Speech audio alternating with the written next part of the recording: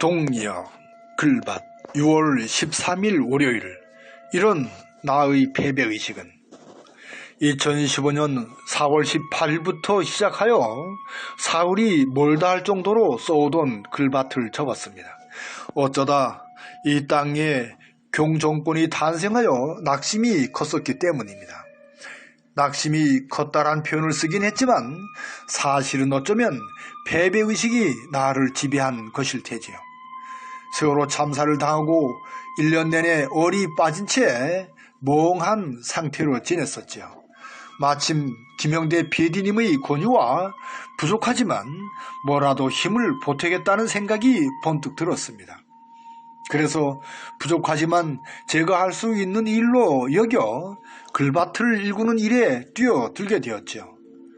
돌이켜보면 온 7년 정도나 지난 어제의 일이 되어버렸습니다. 그런데 경정권의 탄생으로 글밭 작업을 접을 정도로 낙심이 컸었던 것은 사실입니다. 그 나라의 정치 수준은 그 나라의 국민들 수준을 그대로 보여주는 것이 사실이니까요. 그래서 든 생각이 더 당해봐야 정신을 차릴 국민으로 여겨 더 이상 힘을 낼 수가 없었죠. 그리고 시간은 흘러 다시 마음이 꿈틀대기 시작했습니다. 어쩌다 이런 어처구니 없는 일이 벌어진 것일까에 스스로 묻고 또 물었으니까요. 그 까닭은 나를 비롯한 사람이라는 존재에 들어있는 존재의 까닭인 욕심에 이르렀습니다. 이 사람의 욕심이 양심을 둔하게 만든 것으로 보면 이해가 쉬울지도 모릅니다. 따라서 존재의 까닭인 이 욕심을 스스로 다스렸으면 싶어 다시 글밭을 일구게 된 것입니다. 그러던 중 영어로 표기된 이관수님의 댓글을 만나게 되었습니다.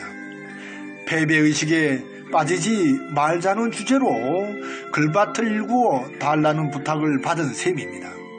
이를 달리 표현하면 패배의식에 대한 저의 생각을 묻는 것과 크게 다르지 않다는 것이죠.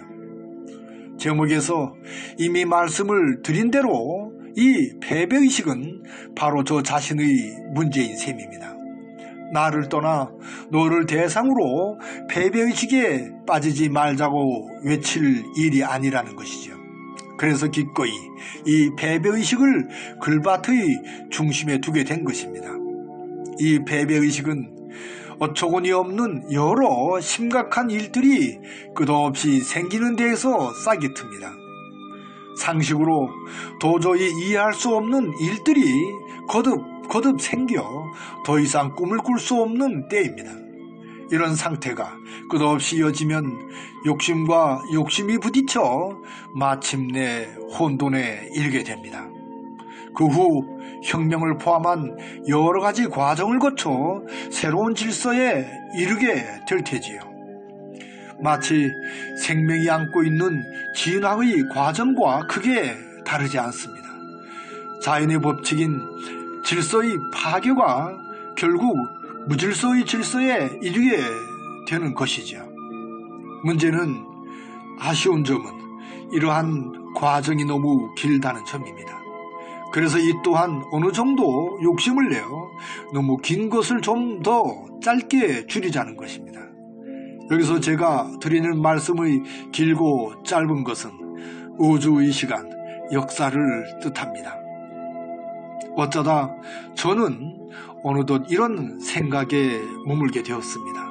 관수님의 마음에 들고 차지 않을 수도 있는 생각의 자리인지도 모릅니다. 하지만 어쩌나요? 이것이 저의 모두인 것을요. 오늘도 고맙습니다.